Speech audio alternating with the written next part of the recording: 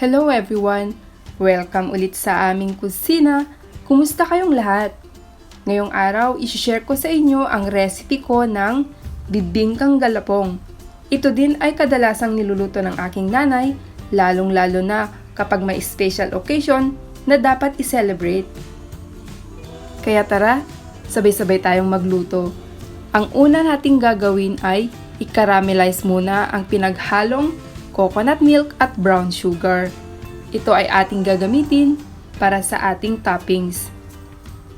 Lutuin lamang ito hanggang sa maging malapot gamit ang katamtamang lakas ng apoy.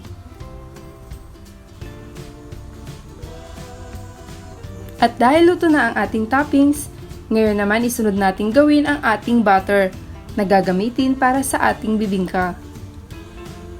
Siyempre, gagamit tayo dito ng glutinous rice flour. Bale, gumamit ako ng 2 1/2 cups of glutinous rice.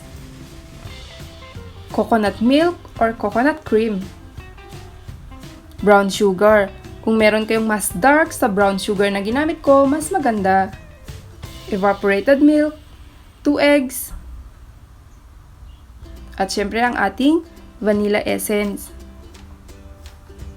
Haluin lamang ito ng mabuti hanggang mag-well combined ang lahat ng ingredients na ating ginamit.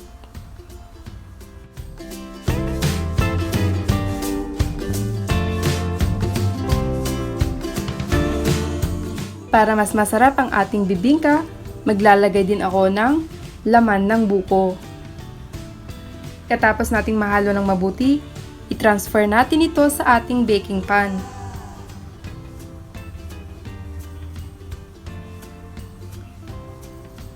At tsaka natin tatakpan ng aluminum foil.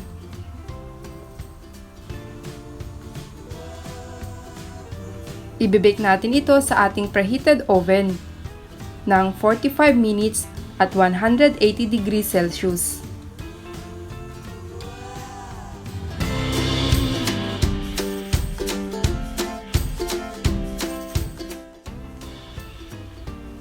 After 45 minutes, ilagay na natin ang ating kinaramelize na toppings.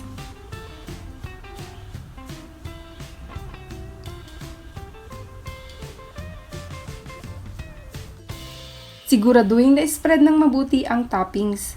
Pagkatapos, ibalik ito sa oven at i-grill ng 30 minutes at 180 degrees Celsius.